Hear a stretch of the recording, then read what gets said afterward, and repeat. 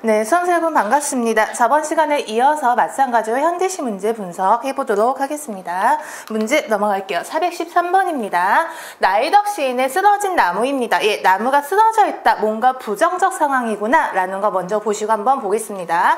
다음 시에 대한 설명을 적시하지 않은 것은 되어 있고요. 저 아카시아 나무는 쓰러진 채로 10년을 견뎠다 입니다. 예, 아카시아 나무가 현재 쓰러져 있고요. 10년이 지났네요. 몇 번은 쓰러지면서 잡목숲에 돌아온 나는 이제 쓰러진 나무의 향기와 살아있는 나무의 향기를 함께 맡는다. 예, 나라는 애가 등장했습니다. 시적 화자이죠. 근데 나 역시 몇 번은 쓰러졌어요. 쓰러졌다고 되어 있습니다. 그러면 나 역시 뭔가 시련, 고난을 많이 겪은 사람인 거겠죠. 근데 쓰러진 나무는 위에 나와 있는데 살아있는 나무의 향기를 함께 맡는다? 의문을 가지셔야죠. 쓰러진 아카시아를 제목으로 받아낸 떡갈나무. 떡갈나무 새로 등장했습니다. 아, 그럼 떡갈나무가 살아있는 나무로구나.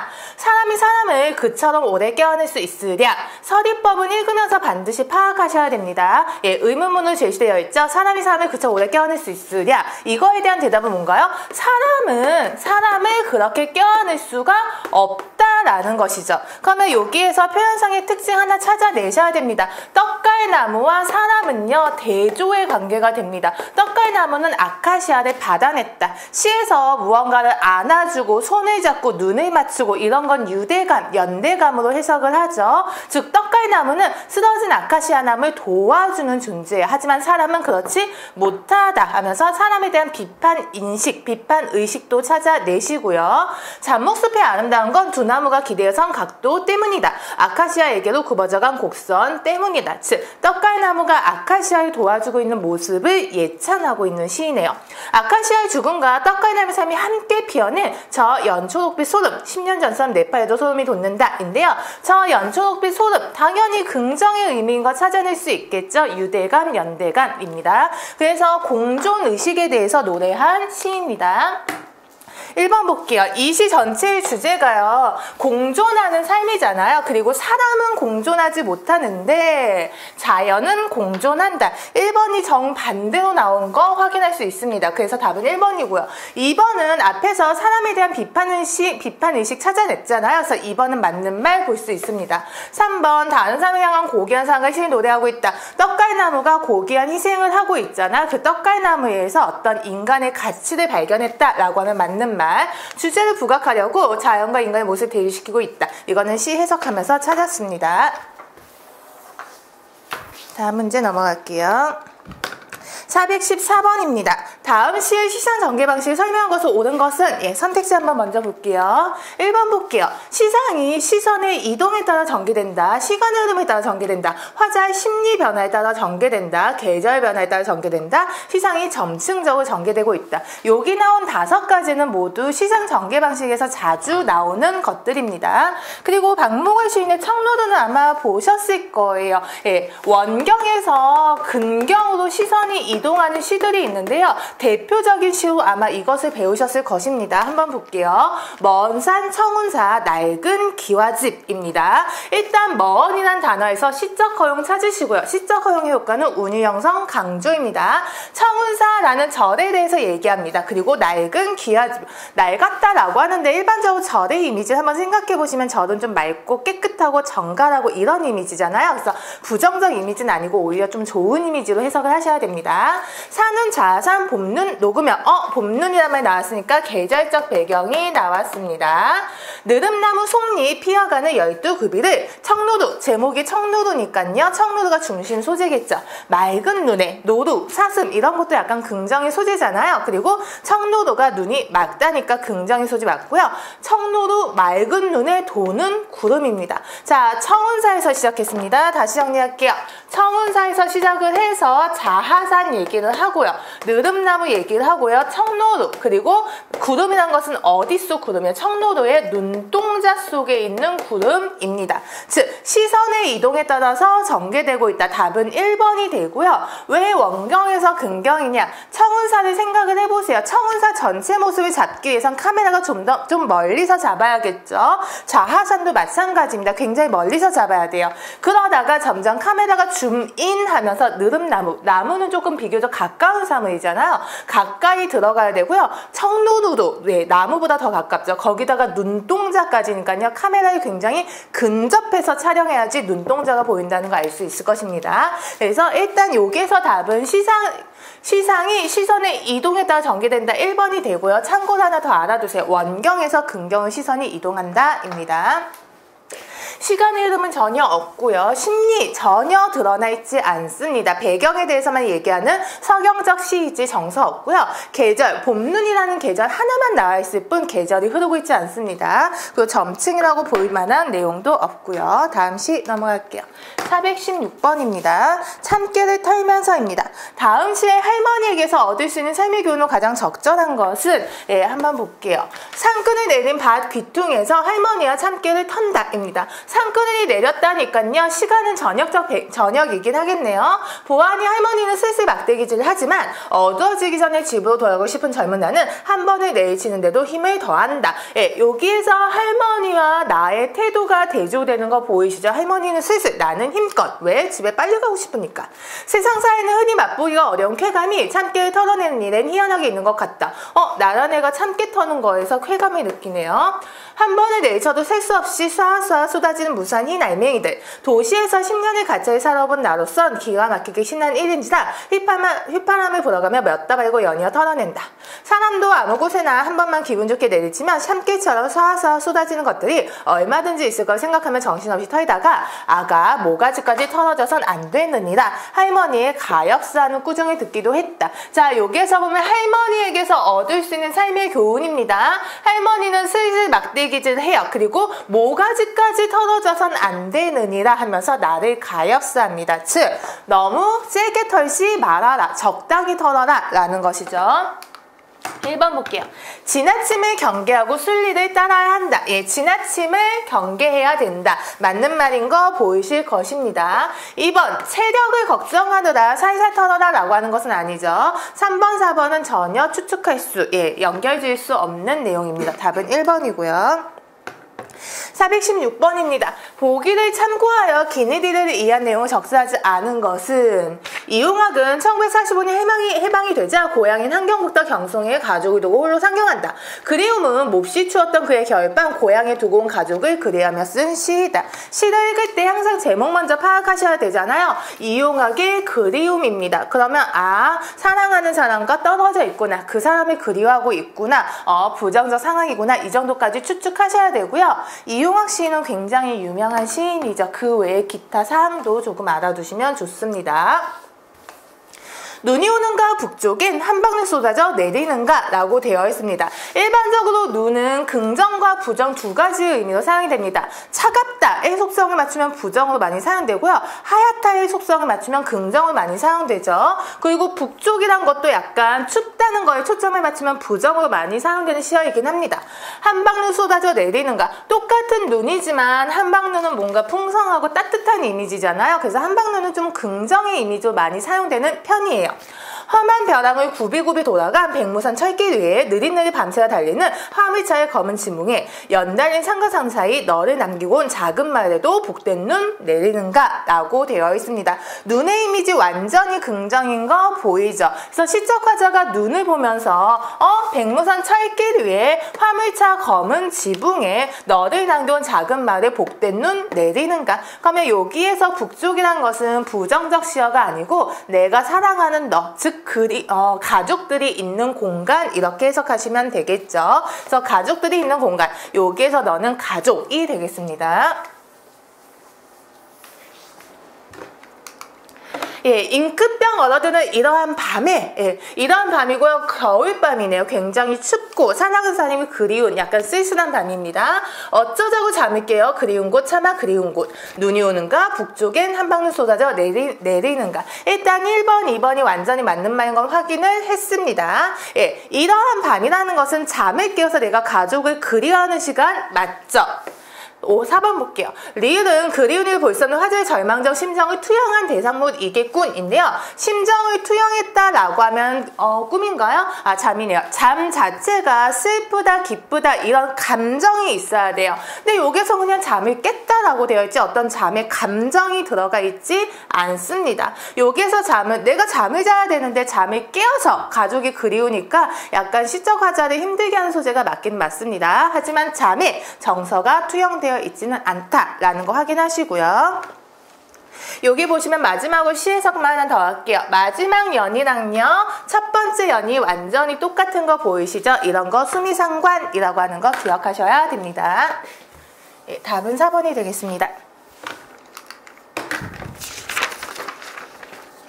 예, 현대시 마무리되고요. 고전시 들어가겠습니다. 고전시는 처음 접하는 굉장히 어렵잖아요. 근데 보다 보면은 좀 내용도 비슷하고 표현법도 비슷하기 때문에요. 자주 보시면 조금 더 쉬워지실 것입니다. 417번입니다. 다음 시조의 주제에 나타내기 가장 적합한 한자 성어는 답 뭐냐?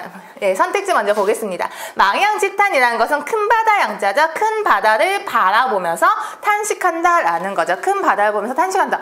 바다는 되게 크고 넓은데 그거에 비해서 나는 되게 보잘것없는 존재구나. 굉장히 크고 훌륭한 사람 앞에서 내 자신이 굉장히 미천한 존재구나 라는 것을 알고 탄식하는 내용입니다. 맥수지탄은 보리나무가 무성한 것을 보고 탄식한다. 옛날에는 여기가 굉장히 왕성했던 굉장히 찬란했던 왕궁이었는데 그 왕이 무너지고 즉 국가가 무너지고 보리나무만 무상하더라. 즉 나라가 망한 슬픔이 되는 거죠. 만시지탄이란 것은 시기가 늦음을 탄식한다. 나 빨리 이것저것 해야 되는데 시기가 너무 늦었네. 시기가 늦으면 탄식한다. 풍수지탄, 나무에 바람이 부는 것을 보고 탄식한다. 효도하고자 하나 부모님이 돌아가심을 슬퍼하는 한자 성어입니다.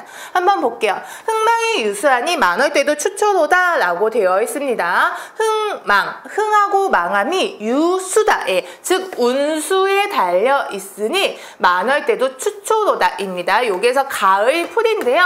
가을풀의 이미지 좋을지 안 좋을지 생각을 해보세요. 보통 봄에 풀이면 파릇파릇 새로 돋아나기 때문에 긍정인데요. 가을이 되면 풀이 시들잖아요. 그래서 가을풀은 보통 부정적 시어로 많이 사용이 됩니다. 500년 왕업이 목적에 붙였으니 500년 동안의 왕업이 목동의 피리소리만 남았다. 500년 동안 왕조가 유지되었는데 지금은 목동의 피리만 남았다. 여기에서 답은 나옵니다. 나라가 망한 슬픔입니다. 그래서 고려가 멸망한 것을 슬퍼하면서 쓴 시이죠. 만월대라는 것도 고려의 왕궁터입니다. 그래서 고려 왕업이 목동의 피리만 남았으니 석양이 지나는 객이 눈물겨워 하노라. 뭔가 부정적 상황이구나 라는 거. 나라가 망했구나 입니다. 여기서 지나는 객이라는 것은 나그네 객으로 해석하면 되잖아요. 손님 객자, 즉 나그네다인데요. 시적 화자를 객관화한 표현이다 라고 생각하시면 됩니다. 내가 눈물겨워 라고 하지 않고 지나가는 나그네가 눈물겨워한다. 자기 자신을 나그네라고 객관화해서 표현한 시이고요. 석양이라는 시도 잘 봐주세요. 석양, 저녁이잖아요. 저녁도 보통 부정적으로 많이 사용되는 시어입니다. 그래서 여기서 석양은 진짜 말 그대로 저녁이라는 배경을 상징하기도 하고요. 망해가는 고려 왕조를 상징한다 라고 해석하기도 합니다. 그렇게 해석하면 중의법이 됩니다. 답은 2번이 되겠습니다. 그래서 여기 탄 시리즈 탄자 들어간 한자 성어도 알아두시고요. 시조라는 것이 고려 말 그리고 조선 초에 많이 작성이 됐었잖아요. 그래서 고려 왕조의 멸망을 슬퍼하는 내용의 시조가 꽤 많은 편이에요. 그래서 한번 보시고요. 418번입니다. 다음 글을 밑줄 친 본디 내에다만한 아자나 어찌하리꼬에서 시적 화자가 보여준 태도와 가장 이질적인 것은 이질적이다. 즉 다른 것은 이라는 거죠. 한번 볼게요. 서용가는 워낙 유명한 작품이니까 또 미리 공부하셔야 되죠. 팔구체 향가이고요. 관련 고사도 알아두셔야 됩니다. 서울 밝은 달 아래 밤들이 논이다가 밤 늦게까지 놀다가 들어와 자리 보고 들어와서 자리를 보았더니 가랑이 넷이어라. 즉 다리가 4개 더라. 즉 내 안에만 있어야 되는데 다리가 4개나 있네. 둘은 내 해였고 둘은 네 해였고, 2개는 내 거가 맞는데 둘은 누구의 것이지? 본디 내 해다마나 빼앗긴 것을 어찌 하겠느냐입니다. 즉 안에만 있어야 되는데 아내 옆에 다른 남자가 있더라. 즉 내 아내 본디 내 것이지만 빼앗긴 것을 어찌 하겠느냐. 슬픔이 있고요, 체념이 있습니다. 그리고 이거를 해석할 땐 관용이란 말을 많이 사용을 하죠. 즉, 여기에서 보면은 진짜 아내가 어떤 남자랑 동침을 한 게 아니고요, 아내가 역병에 걸린 거죠. 그래서 아내가 병에 걸린 것을 역신이 아내를 범했다라고 표현을 한 것입니다. 그래서 역신이 처용의 태도에 감복을 해서 앞으로 당신의 얼굴에 그려진 집은 들어가지 않겠습니다. 그래서 어떤 병 같은 거, 전염병 같은 게 들어오지 못하게 하는 의미에서 처용의 얼굴을 그려서 부적처럼 벽에 대문에 걸어 놓았죠. 관련고사도 알아놓으시고요. 그래서 축사의 성격을 가집니다. 사악한 것을 쫓아낸다. 전염병 같은 게 못 들어오게 하는 어떤 부적 같은 역할을 하고요. 벽사징경적 성격도 같습니다. 사악한 것을 물리치고 병사를 불러들인다. 벽사징경입니다. 그래서 처용이 다른 남자가 내 아내를 범했지만 이런 노래를 부르면서 춤을 췄더니 이 역신이 처용에게 감격했다. 요 기부에 담겨있는 심리는 슬픔, 체념, 그리고 관용이었습니다.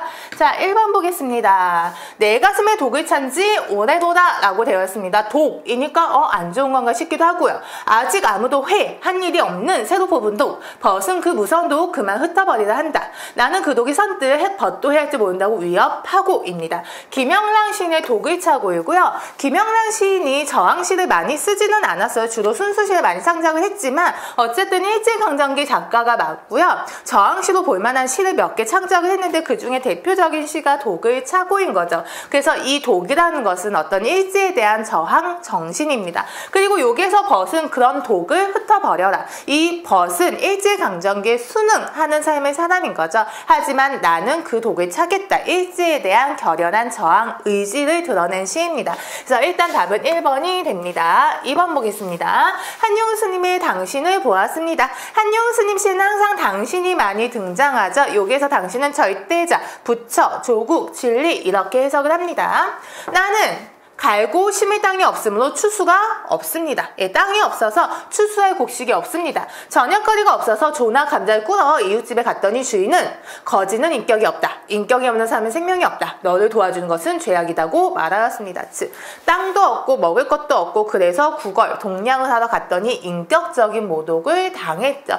여기까지 굉장히 부정적 상황, 슬픔과 체념입니다. 물론 여기 뒷부분을 해석하면 그 말을 듣고 돌아 나올 때 쏟아지는 눈물 속에서, 즉 어떤 슬픔 속에서 당신을 보았습니다. 당신은 어떤 절대자, 부처, 조국, 진리이기 때문에 여기 부분부터는 극복의 의지로 해석을 합니다. 당신을 보았습니다. 그래서 극복, 희망을 보았습니다. 극복할 의지가 생겼습니다. 하지만 여기 앞부분까지는 슬픔과 체념의 정서가 지배적입니다. 그래서 맞는 말이 될 수가 있습니다. 3번 볼게요. 신경림 시인의 목계장터입니다. 그래서 떠돌이 삶을 살고 다니는 것에 대한 어떤 애환에 대해서 노래를 하고 있는데요. 나 떠돌이 삶을 사느라 너무 힘들어, 짜증나, 이거가 아니고요. 이것이 나의 운명이구나 라고 인식을 합니다. 한번 볼게요. 하늘은 날더러 구름이 되라하고 땅은 날더러 바람이 되라하네. 청룡령 흩어져 비개인 나도 잡초나 일깨우는 잔바람이 되라네. 백길이나 서울사흘 목계나루에 아흐의 나를 찾아 밥값은 파는 가을볕도 서러운 박물장수 되라네 라고 되어 있습니다. 예. 구름이 되라고 한다, 바람이 되라고 한다, 박물장수 되라고 한다. 얘네 셋의 공통점은요, 유랑인 거죠. 정착하지 못한 채 유랑을 하고 있는 것입니다. 예, 그래서 신경림 시인의 시를 보면은 약간 떠돌이 삶을 사는 내용이 많은데요. 여기서 보면 힘들긴 힘들어요. 서럽죠. 예, 힘들지만 하늘과 땅이 시킨 일이다. 즉 운명이라고 생각을 하고 있는 것입니다. 그래서 이 시 역시 슬픔과 체념의 정서가 있기는 있어요. 또 그것을 나름 순응하고 있기도 하지만요. 슬픔과 체념이 드러나기도 한다. 4번입니다. 김수영 시인의 풀. 예, 김수영 시인도 워낙 유명하니까 반드시 알아두셔야 되고요. 예, 날이 흐리고 풀이 눕는다. 날씨 날씨 안 좋네요. 발밑까지 눕는다. 바람보다 늦게 누워도 바람보다 먼저 일어나고 바람보다 늦게 울어도 바람보다 먼저 웃는다 입니다. 날이 흐리고 풀뿌리가 눕는다 입니다. 그래서 풀이라는 것이 배우신 분은 알겠지만 강인한 생명력을 가진 민중이라고 해석을 하죠. 강인한 생명력을 가진 민중이다. 그래서 김수영 시인은 1960년대 현실참여시를 많이 쓰신 분이잖아요. 그래서 군사 독재에 저항하는 내용이 많고요. 여기에서 풀이 뭔가 적극적인 힘을 가지고 투쟁하고 있지는 않지만 날씨가 흐려요. 그래서 눕고 즉 실현을 당해서 울고 있고 그런 억압에 고통받고 있지만 어떻게 해요? 일어나고 웃는다. 예, 그런 상황이 어때요? 적응하고 강인한 생명력을 보여주고 있는 시입니다. 그래서 답이 언뜻 보이진 않지만요. 2, 3, 4번은 그래도 슬픔과 체념의 정서가 조금씩 나와요. 네, 1번 같은 경우는 그런 정서가 전혀 나오지 않기 때문에 어쨌든 답은 1번이 되겠습니다. 다음 설명 중 옳지 않은 것은 정철의 관동별곡이고요. 역시 유명한 작품이죠. 은 같은 무지개 옷 같은 용의 꼬리 삿돌며 뿜는 소리 심리의 자자시니 들을제난 우레더니 보내난 눈이로다 라고 되어 있습니다. 예, 먼저 고전 읽으실 때 읽는 팁 하나 얘기해 주시면은요. 이거는 문법 시간에도 배웠지만 우리가 아라고 하죠. 그래서 이 아와 구분해서 아래에다 찍는 아다 라고 해서 아래야 라고 하고요. 이거는 보통 아로 발음하시면 됩니다. 정확하게는 첫 번째 음절에 있는 아는요.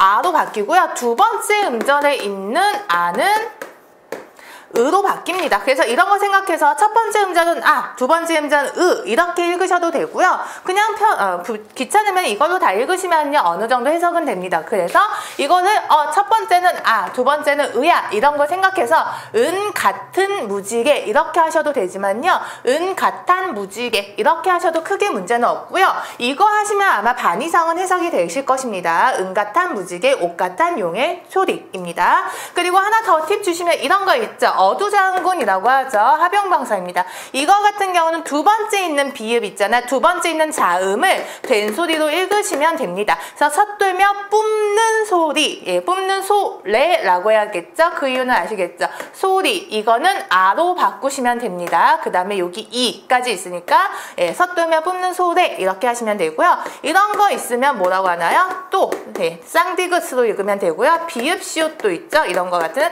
면 쌍시옷, 즉 두 번째 있는 자음으로 된 소리 읽으시면 됩니다. 그래서 이 두 가지 하시면요 아마 반 이상은 해석이 되실 거고요. 이거는 폭포를 보고서 감상을 쓴 시인 거죠. 은 같은 무지개 옷 같은 용의 꼬리입니다. 그러면 여기에서 무지개와 용의 꼬리가 실제로 있는 것이 아니고요. 폭포를 무지개와 용의 꼬리에다가 비유를 하고 있는 것입니다. 그리고 무지개와 용의 꼬리를 다시 무지개는 은에다가 용의 꼬리는 다시 옥에다 비유하고 있는 거죠. 무지개가 은 같다, 용의 꼬리가 옥 같다. 그래서 직유법 각각 쓰이고요. 은유법 각각 쓰이고요. 얘를 사이에 두고 대구법 사용된 것도 보이셔야 됩니다. 두 번째, 삿돌며 뿜는 소리 심리에 잦았으니 즉 폭포가 삿돌면서 뿜는 소리가 섞어 돌면서 뿜는 소리가 심리 밖까지 잦았다. 들을제는 우레더니 들었을 때는 우레였다. 청각적 심상이고요. 본다니까 시각적 심상입니다. 눈이로다입니다. 예. 그래서 한번 볼게요. 1번 시각 인상과 청각 인상을 함께 사용한 복합 감각적 표현이다. 여기에서 보면 청각 시각 이렇게 나온 거 보이시죠? 자연물에 의탁하여 애끓는 연군지정이 효과적으로 표현했다입니다. 정철의 관동별곡을 보면은요 연군지정이 드러난 부분이 많아요. 뭐 삼각산이 어쩌고저쩌고 한강물 어쩌고저쩌고. 근데 그 부분은 연군지정이 맞는데요. 이거는 그냥 폭포를 보면서 감탄만 하고 있기 때문에 연군지정은 아닙니다. 세 번째, 비유법, 대구법 확인했죠. 적절 사용어 자연의 위용, 웅장한 모습을 화려하게 표현했다. 네 번째, 기반 조어, 예, 말을 잘 예쁘게 만들었다라는 거죠. 형상적 문체로 금강산 폭포수를 묘사했다. 폭포에 대한 설명이니까요. 그래서 답은 2번이 되고요. 하나 더 설명드리면은요, 들을제는 우레더니라는 것은 심리 밖에서 폭포 소리 듣고 간 거예요. 심리 밖에서 우와 폭포 소리가 우레 같네 라고 들어간 거죠. 근데 가까이 가서 보니까 그 폭포의 하얀 물방울이 눈이더라 입니다. 그래서 여기에서는 이거는 멀리서 듣고 있었다라고 해서 여기를 원경으로 해석하고요. 이거는 가까이 다가가서 보는 거잖아. 그래서 근경으로 해석을 합니다. 예, 그래서 일단 419번의 답은 2번이 되겠습니다. 420번입니다. 밑줄 친 부분이 의미하는 것은 입니다. 마하연 묘길상 앞문제 넘어 지어입니다. 그래서 고전에 있는 팁 하나를 더 드리면요. 옛날에는 이때는 아직 국외음화가 일어나지 않았어요. 그래서 국외음화는 이 모음 그리고 Y계열 모음이라고 하죠. 야여요유 앞에서 나타나는 현상입니다. 그래서 옛날에는 D라고 했던 게 현대어로 오면은 G라고 바뀌죠. 마찬가지로 옛날엔 T라고 했던 게 현대어로 오면 T로 바뀝니다. 그 외에 Y계열 모음 야여요유 갸, 뎌, 듀, 는 마찬가지로 그대로 자, 저, 조, 주로 읽으시고요. 얘도 마찬가지죠. 태, 텨, 튜, 튜.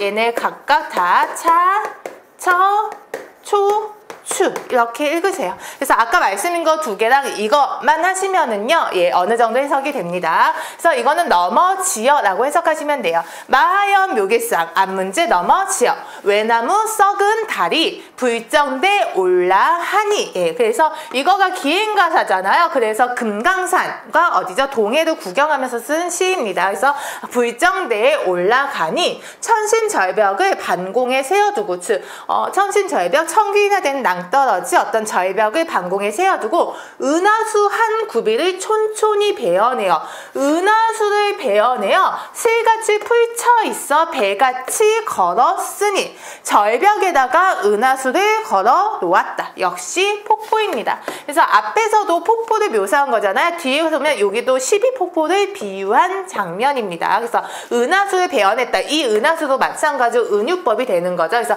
은하수를 베어내서 은하수를 걸어놨다. 어떻게? 실같이, 배같이, 지규법 역시 사용이 됐고요. 도경 12굽에 내봄에는 여러매다. 도경은 그림책이라고 생각하시면 되고요. 그림책에는 12굽이라고 되어 있는데 내가 보기엔 그것보다 더 많은 것 같다.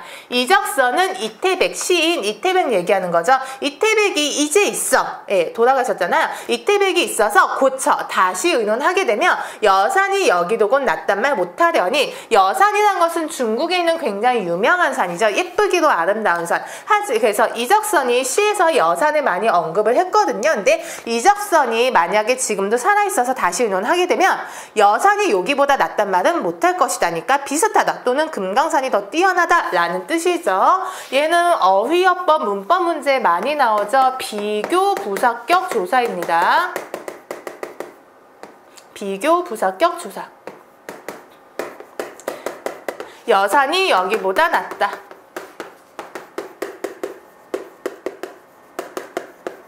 그래서 여산과 여기를 비교하고 있는 비교 부사격 조사입니다.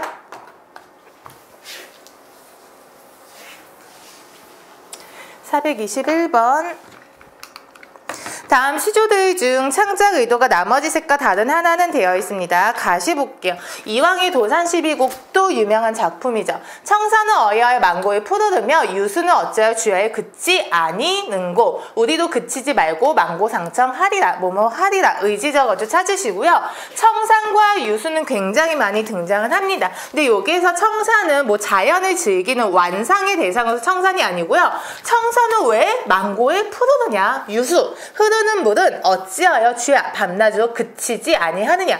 우리도 그치지 말자. 유수를 본받아서 그치지 말자. 만고상청하자. 청산을 본받아서 만고상청하자. 즉 청산과 유수는 우리에게 본받음의 대상입니다. 이렇게 대구법 사용된 것도 찾아보시고요. 그래서 이왕의 도산 12곡은 두 가지 내용이 되어 있잖아요. 자연을 즐기는 부분인 언지 부분과 나 공부해야지 학문에 대한 수양을 다짐하는 언학 부분입니다. 그래서 언학 부분의 마지막 부분인 거죠. 그래서 만고상청하리라. 즉 나 학문 수양 열심히 해야지 하는 다짐입니다. 두 번째 볼게요. 어버이 살아신제 섬길일람 다 하여라. 어버이 살아 계실제 섬김을 다 하여라. 지나간 후면 애달다 어찌 어찌하리. 지나가 놓으면 애달프다고 해도 어찌하겠느냐. 평생에 고쳐 못할 일이 이뿐인가 하노라. 평생에 다시 못할 일은 효도뿐인가 하여라. 이니까 얘는 효도해라 라는 교훈을 주고 있고요. 이거는 공부 열심히 해라, 학문 수양 열심히 해라 라는 교훈을 주고 있습니다.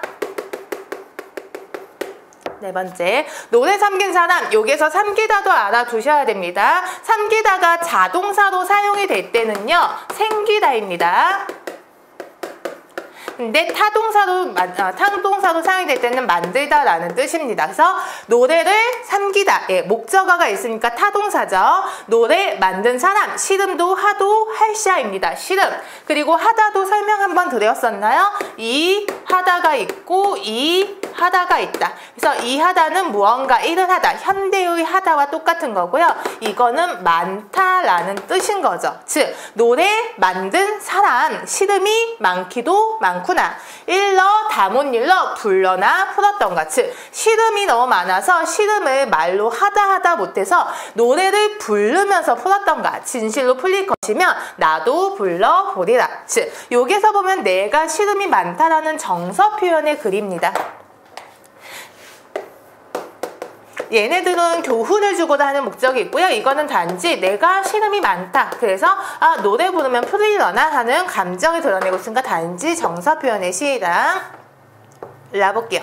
내 좋다 하고 남 쓰는 일 하지 말며 남이 한다 하고 아니면 쫓지 말아라. 나에게 좋다고 해서 남에게 싫은 일을 하지 말고 남이 한다 하여도 의가 아니면 쫓아하지 말아라. 우리는 천성을 지키어 생긴 대로 하겠다. 그래서 우리는 천성이 착한 거죠. 그래서 천성을 지키자. 그리고 생긴 대로 살자. 나쁜 짓 하지 말자. 남에게 못된 짓 하지 말자. 얘 역시 교훈을 주고자 하는 목적임을 알 수가 있습니다. 그래서 답은 3번이 되겠습니다.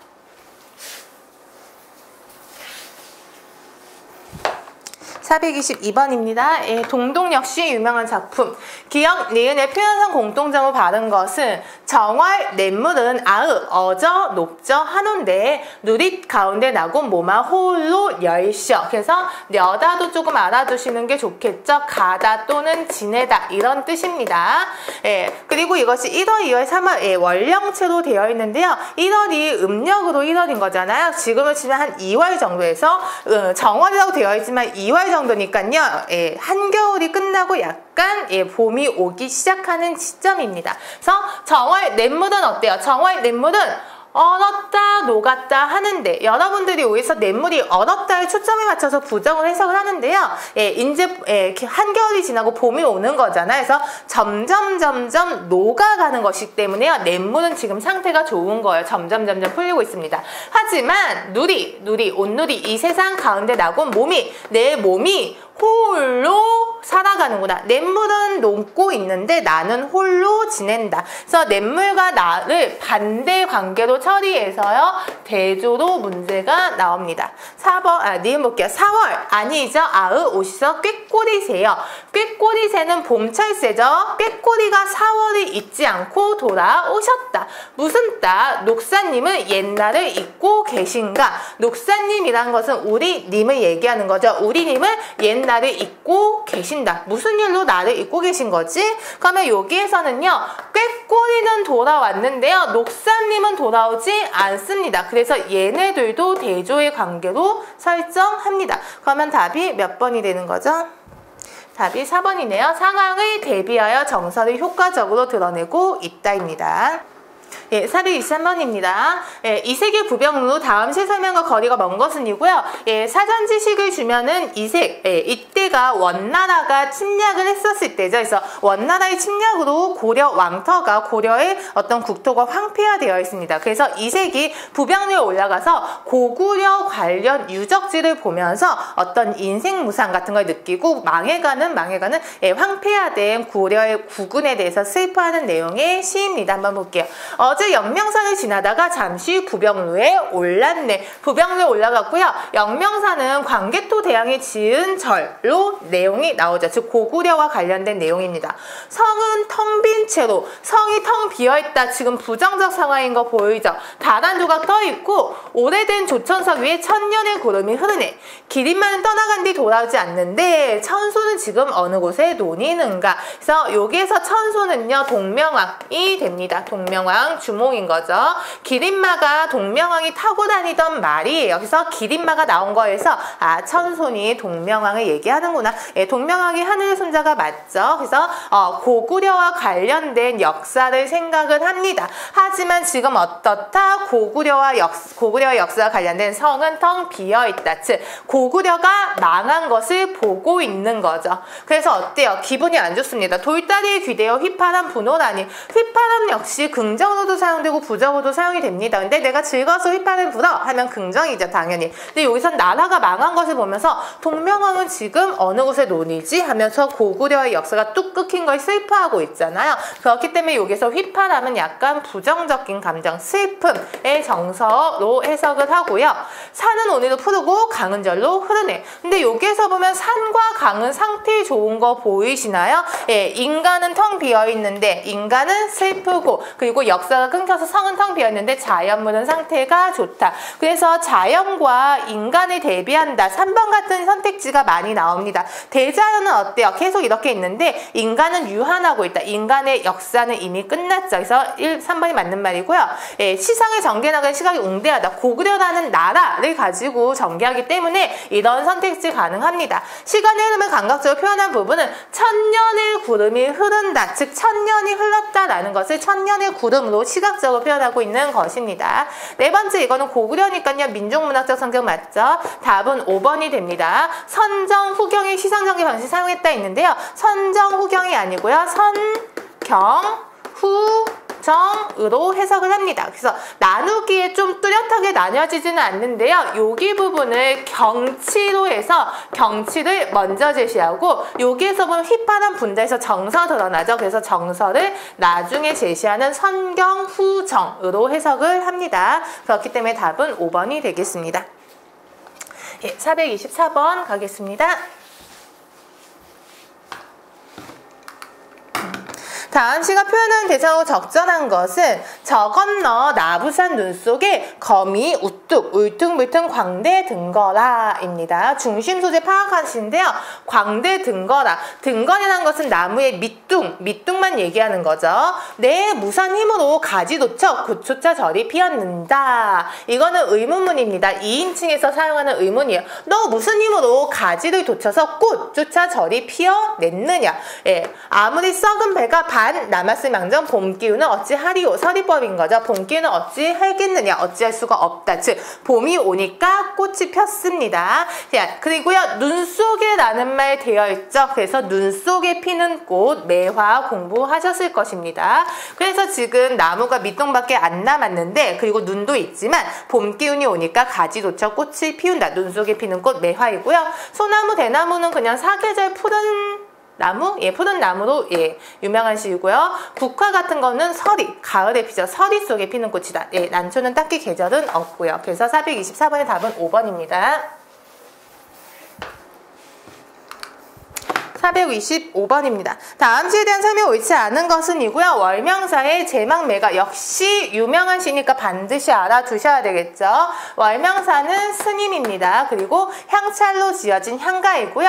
망매, 즉 누이 동생이 죽었습니다. 그것을 제사 지낸다, 즉 추모한다입니다. 죽은 누이 동생을 추모하는 노래이고요. 예, 여기서 보면 총 10줄로 되어 있으니까 19채 향가예요. 아까 처형가 같은 거는 8줄로 되어 있었죠. 8구채 향가입니다. 19채 향가는요, 4줄짜리 시가 두 부분이 있고요. 여기 부분을 낙구라고 하죠. 낙구. 이렇게 3단 구성이 되고요.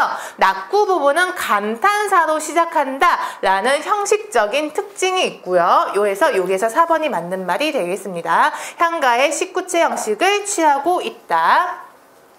내용 해석할게요. 생사길은 얘 있음에 머뭇거리고 나는 간다는 말도 못다 이루고 어찌 갑니까? 생사길은 삶과 죽음의 길은 여기 있는데, 즉 여기가 이승을 얘기하는 거죠. 이승에서 삶과 죽음의 길이 갈립니다. 그래서 머뭇거린다라는 것은 어떤 죽음에 대한 두려움으로 해석을 합니다. 나는 간다는 말도 못다 이루고 어찌 갑니까? 이거는 동생한테 하는 말이에요. 동생이 나는 간다 그 말조차 안 하고 갔어요. 즉 동생이 갑작스럽게 죽었다라고 해석을 합니다. 예, 이 말조차 하지 못했다니까 이거는 실제로 한 말이 아니고요. 만약에 했었더라도 누이 동생의 대사가 되는 거죠. 어느 가을 이른 바람에 이해저에 떨어진 잎처럼 한 가지에 나고 가는 곳을 모르는구나 입니다. 여기에서 잎이 누이 동생을 비유한 시어입니다. 잎이 떨어지다. 잎이 누이 동생이 되는 것이고요. 떨어졌다라는 것이 누이가 죽었다라는 것이겠죠. 누이가 잎이 왜 떨어졌나요? 바람 때문에 떨어졌습니다. 그러면 바람은 죽음의 원인으로 해석을 하고요. 바람이 일찍 불었다. 일찍 불었다. 즉 누이가 일찍 죽었구나. 그래서 누이가 일찍 죽었다. 젊은 나이에 죽는 것을 요절이란 단어를 사용해서 얘기하죠. 즉 어느 가을 이른 바람에 이해저에 떨어진 잎처럼은 누이의 요절을 비유적으로 여기에서 잎이 누이 동생을 상징하고요. 각각 다 해석을 했죠. 즉 가을에 잎이 떨어지는 것처럼 누이 동생이 죽었다. 근데 그 바람은 너무 일찍 불었다. 즉 누이 동생 너무 일찍 죽었다입니다.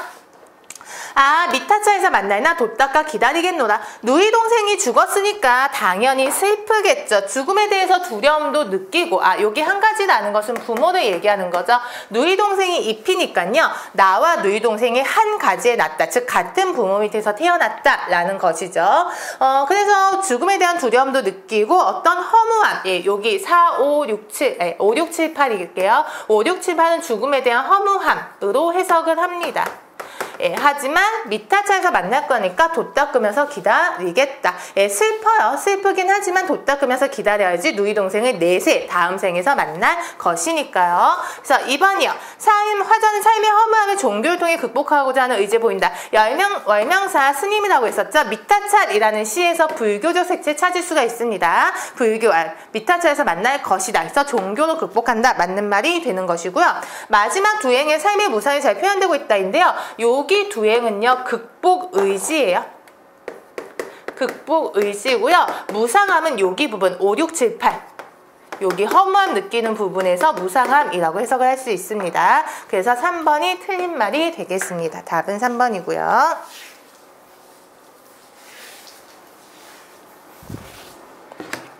426번입니다. 다음과 같은 종류의 시조에 대한 설명을 적절하지 않은 것은 인데요.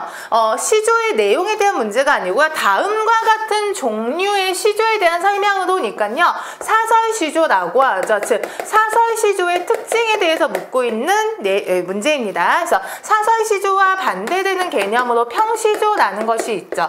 평시조. 원래 시조는 양반 문학에서 시작을 했었잖아요. 그래서 조선 전기 때 양반들이 평시조를 많이 창작을 했습니다. 그리고 양반 말고 기생들 역시 평시조 많이 창작을 했죠. 근데 조선 후기에 오면서 평민의식이 많이 성장을 하잖아요. 그래서 평민들이 시를 짓기 시작하는데 약간 내용이 길어지기 시작했죠. 산문정신에 의해서. 그래서 등장한 게 사설시조입니다. 그래서 이거를 기본적으로 알아두시고요. 어때요? 평시조는 내용이 양반이고 이런 거기 때문에 막 충, 효 이런 거겠죠. 충, 효 또는 자연 속에서 살겠다는 어떤 자연 칭화 같은 내용이 주된 내용이었겠죠. 근데 평민들이니까 평민들 내용은 어떤 거겠어요? 어떤 삶에 대한 어떤 고뇌, 삶의 고뇌라고 해야 될까요? 그리고 탐관오리 나쁜 놈들, 탐관오리에 대한 비판, 그리고 남녀 간의 애정, 그리고 굉장히 진솔하고 솔직하고 사실적인 표현이 많겠죠. 이 정도 파악하고서 한번 보겠습니다.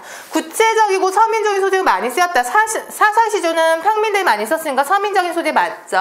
그리고 평시조에 비해서 이 정도면 구체적인 게 맞죠? 충효는 굉장히 범위가 넓고 약간 추상적인 사문인 거잖아요. 그거에 비해서 사설시조가 좀 더 구체적인 것은 맞습니다. 강렬한 애정과 유격적인 표현이 많다. 표현이 거침이 없는 게 좀 많은 많은 편이에요. 사실적으로 진솔하게 표현하다 보니까요. 예, 이런 표현들이 많고요. 비판과 풍자적인 내용도 많습니다. 탐관오리에 대한 비판, 풍자가 많고요. 서경적이다라는 것은 경치 묘사 위주, 경치를 예찬하는, 예, 경치 묘사라고 할게요. 경치 묘사를 위주로 하는 시를 서경적이라고 하죠. 근데 예, 평민들이 경치 보면서 즐길 만한 여유는 없었을 거예요. 그래서 서경적인 시는요, 평시조의 특성이 됩니다. 사설시조가 아니고요.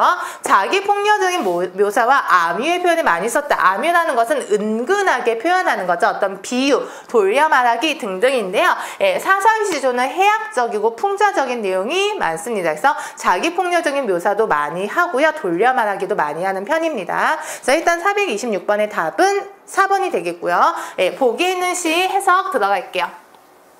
예, 공부하지 않으면은 처음 보면 해석이 조금 어려운 시입니다. 발가벗은 아이들이 거미줄 채를 들고 개천으로 왕래하며 발가숭아 발가숭아 저리 가면 중난이다 이리 오면 산난이다 부르나니 발가숭이로다. 아마도 세상 일이 다 이러한 거 하노라. 마지막 부분에서 어떤 세상에 대한 비판의 목소리 보이시나요? 세상 일이 다 이런가 봐 하면서 안타까워하고 비판하고 있습니다. 그러면 이렇다는 것이 무엇이냐? 지금 발가벗은 아이들이요, 거미줄채, 그러니까 잠자리채예요. 그래서 잠자리채를 들고 잠자리를 잡고 있는 거예요. 그래서 여기에서 보면 발가숭아 발가숭아가 되어 있잖아요. 이거가 바로 잠자리가 되는 것입니다. 고추 잠자리, 빨간 잠자리, 그래서 빨거숭아, 발가숭아 발가숭아 저리 가면 중난이다 이리 오면 산난이다. 그래서 아이들이 지금 잠자리를, 예, 거짓말로 속이고 있습니다. 그래서 모해하는 세상에 대한 비판이라는, 모해하는 세태라고 할게요. 모해하는 세태에 대한 비판으로 해석을 해요. 발가숭아 발가숭아 이리 와 저리 가면 죽으니까. 근데 이게 거짓말이죠. 이렇게 부르는 아이들 역시 발가숭이로다. 그러면 여기가 두 부분이 됩니다. 발가벗은 아이들이 발가숭이다. 그래서 벌거벗은 아이라고 할게요. 벌거벗은 아이 라는 뜻이고요. 이렇게 부르는 것이 고추 잠자리다 입니다. 중위법 처리가 되고요. 지금은 벌거벗은 아이들이 고추 잠자리 속이고 있잖아요. 근데 이렇게 부르는 아이들이 곧 고추 잠자리다니까 지금은 얘네가 고추 잠자리 속이고 있지만 얘네 역시 곧 고추 잠자리처럼 될 것이다. 즉 남에게 속을 것이다. 그래서 약육 강식의 세태를 비판하였다라고 해석하기도 합니다. 예, 이렇게까지 해서 426번까지 마무리하겠습니다. 다음 시간에도 역시 이어서 고전시 문제풀이 진행하도록 하겠습니다. 예, 고맙습니다.